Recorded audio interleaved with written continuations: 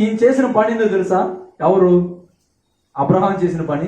నా వల్ల కావట్లేదులే, నాకు చేత కావట్లేదులే, కానీ ఈ లోతు ఎప్పుడైతే ఆ ప్రాంతాన్ని చూసి వెళ్ళిపోయాడో ఇతడు ఎటు వెళ్ళడా, అక్కడే కూర్చొని మనం ఫస్ట్ చెప్పుకున్నామే, జీవము జ్ఞానము దేవుని పాదాల దగ్గర ఉంది. దేవుని పాదాలు పట్టుకొని నువ్వు అడగగలిగితే, దేవుని పాదాల దగ్గర గడపగలిగితే దేవుడు అవి నీకు దయచేస్తాడు. అప్పుడు సరైన మార్గంలో నువ్వు నడవగలుగుతాను మనం చెప్పుకున్నాం కదా. అలాగే అబ్రహాం అక్కడ నిలిచి ఏం చేస్తాడు తెలుసా? ప్రార్థన చేస్తాడు.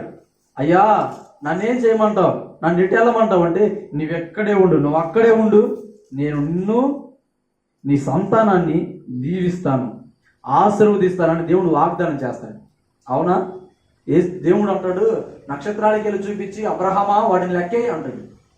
లెక్కేయమంటే ఈయన అంటాడు, అయ్యా అవి నేను ఎలా లెక్కేసేది అంటే, అలా చేస్తాను నీ సంతానాన్ని. అవునా? ఇసుక రేణువును చూపించి ఆ ఇసుక రేణువును లెక్కే నువ్వు అంటే లెక్కేయగలుగుతారా?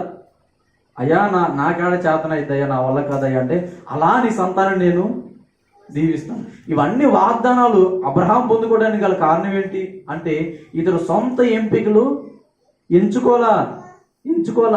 దేవుడి మీద ఆధారపడి నువ్వేం చెప్తే అది నేను చేస్తానయ్యా, నువ్వెట్టెళ్ళమంటే అటు నేను వెళ్తానయ్యా అని ఈ వ్యక్తి దేవునికి లోబడటం వలన అతడి బిడ్డలు అతడికి లోబడ్డారు, అతడి భార్య అతడికి లోబడినది. అవునా కదా?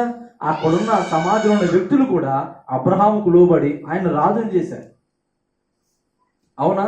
కానీ దేవుడు ఒక్కడికి లోబడకుండా బ్రతకడం వలన లోతు జీవితం ఏమైంది? సమస్తాన్ని కోల్పోయిన వ్యక్తిగా నిలిచిపోయాడు.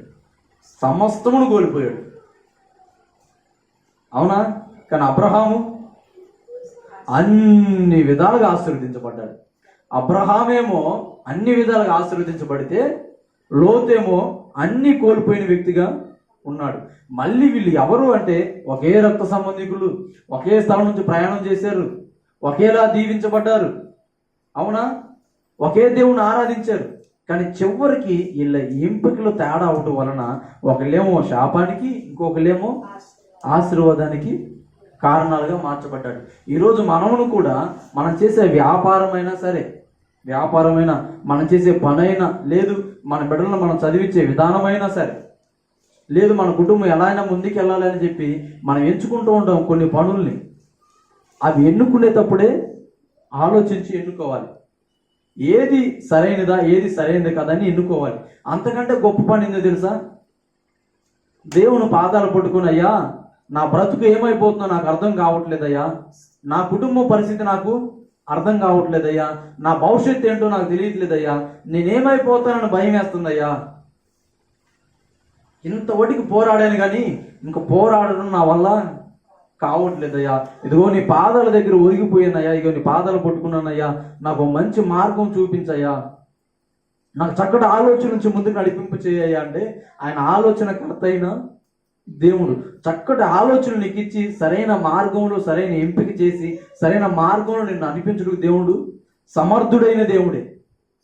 అయితే దేవుని అడగకుండా చాలా మంది వాళ్ళ పనులు ప్రారంభం చేసి, దేవుని అడగకుండానే వీళ్ళ ఇష్టానుసారంగా ముందుకు అడుగులేసి పతనాన్ని చూసిన వ్యక్తులు చాలా మంది ఉన్నారు, నష్టాన్ని చూసిన వ్యక్తులు చాలా మంది ఉన్నారు.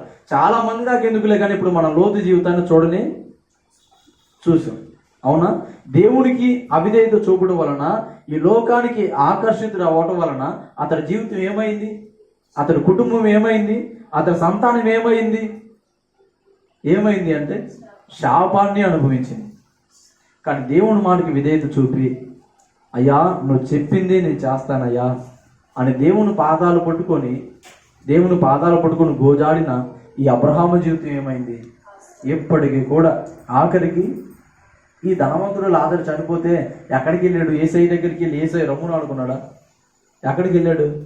అబ్రహాము దగ్గరికి వెళ్ళి అబ్రహాము రమ్మున అంటే ఎంత ధన్యత వచ్చింది అబ్రహాముకి. అవునా కదా? కాబట్టి మనం ఎన్నుకునే ఎంపికలే, మనం ఏదైతే ఎన్నుకుంటామో అదే మన భవిష్యత్తు, అదే మన జీవితం. చాలామంది దేవుడి విషయంలో కూడా ఎన్నుకునే విషయంలోకి వచ్చేలాగే ఫెయిల్ అయిపోతూ ఉంటారు. గుళ్ళో పూజారికే మనం చాలా లక్షణాలు చూస్తాం. పూజారి అంటే ఇలా ఉండాలి, ఇలా ఉండాలి.